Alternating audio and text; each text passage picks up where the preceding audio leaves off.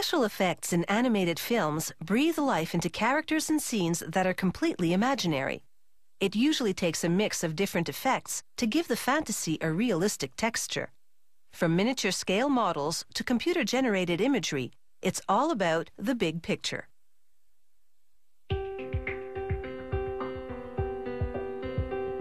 "3D animation and photographic tricks make this miniature village loom large on the big screen. It all starts at the drawing board.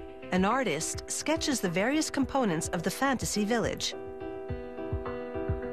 Once he gets it down on paper, the rest of the crew can build it. Using one of the sketches as a reference, a sculptor carves foam into sections of a roof, and he glues the pieces together. This foam roof will then be used to make a mold.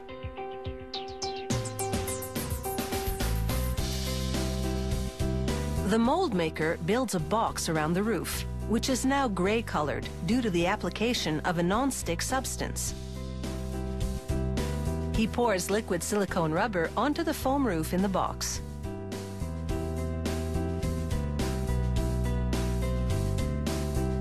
After 12 hours, they pull apart the box and remove the foam to reveal the mold.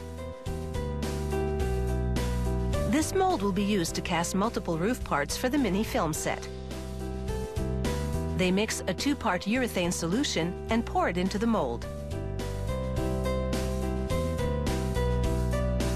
A chemical reaction causes the urethane to solidify, and as it does, it takes the shape of the mold with all the details.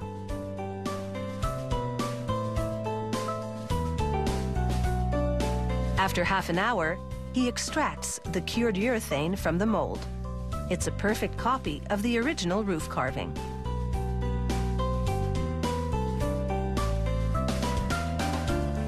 They mold various roofs for visual interest.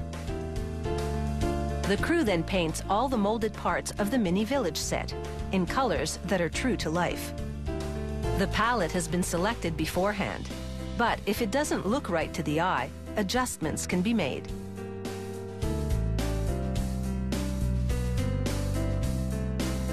For larger scale structures, a technician arranges reflective dots in a grid pattern. These dots serve as reference points to laser scan the image of the house into a computer.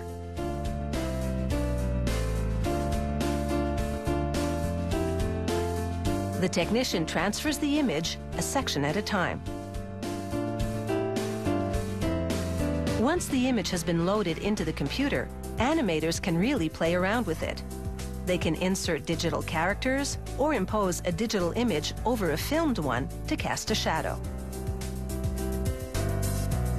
Meanwhile, another member of the crew plants molded trees onto hills of plastic and shapes the landscape of the set. The trees and vegetation are very small scale because the landscape will be in the background.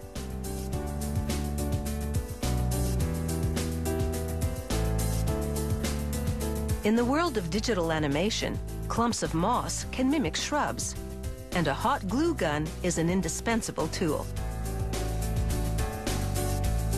Once buildings have been inserted in the set, the crew brings up the lights and checks the effect. They add props and sometimes take others away to improve the look of each scene.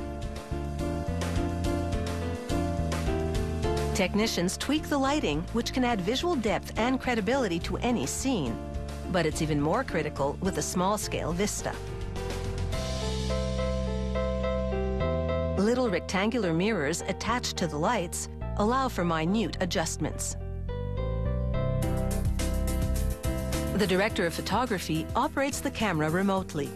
Adjustments to the shot's frame or depth of field can trick the eye and make miniatures seem much larger. The computer records the camera movements so they can be repeated at any time.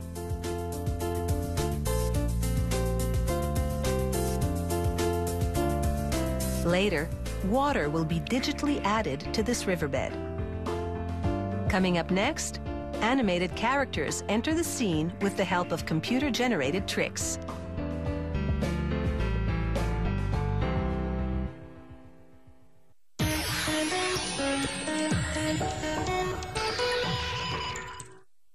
Today, virtual beings are a Hollywood phenomenon.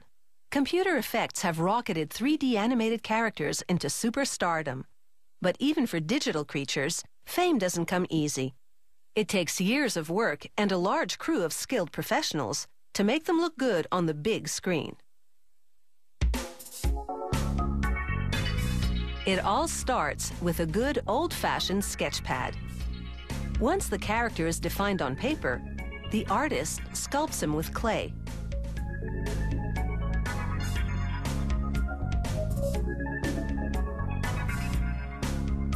Then the high-tech wizardry begins as they laser scan the 3D character from all angles and load the image into the computer. Once he's been captured, the computer artist wraps the character in a digital wire frame. He manipulates the wire mesh to make the character move and breathe. After he creates a dozen or more facial expressions, this machine makes hard copies of those many faces. It repeatedly deposits layers of plastic to build up a physical version of the image.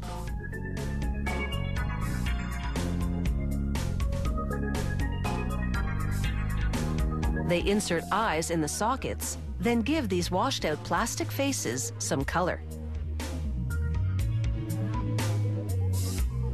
An artist paints each one of the faces along the same lines.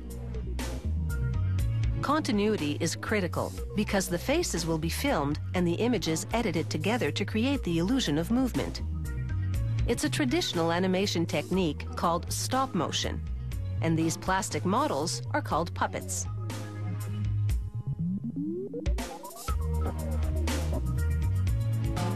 Next, a seamstress builds a suit of clothes for one of the puppets.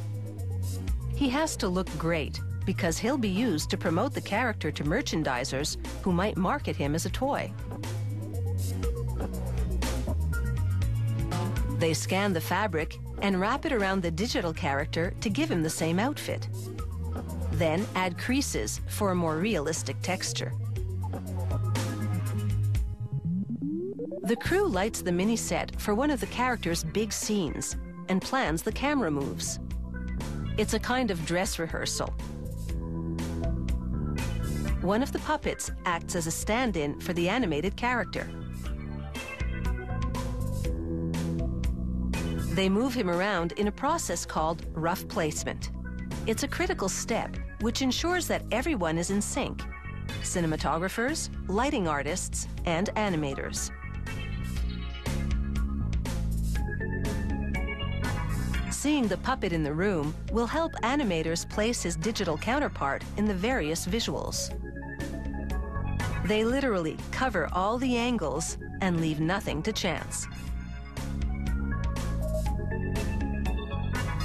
Now the physical merges with the virtual in a special effects trick called human motion capture. A man walks around in a special suit covered with reflective dots. The computer recognizes the dots to transfer the man's movements to a version of the digital character instantaneously.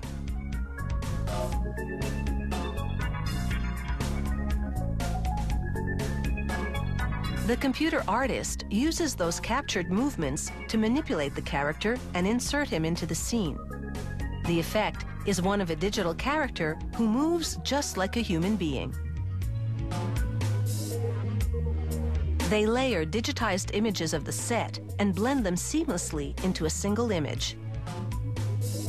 This digital layering is called compositing. It allows animators to accurately place the character in the scene.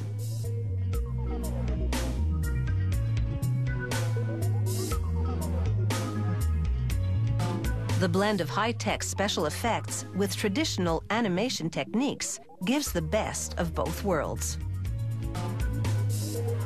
Combined, all these special effects tricks can generate 3D characters with star quality. They are virtual puppets, and the animators are the puppeteers. And on the big screen, the fantasy has never looked so real.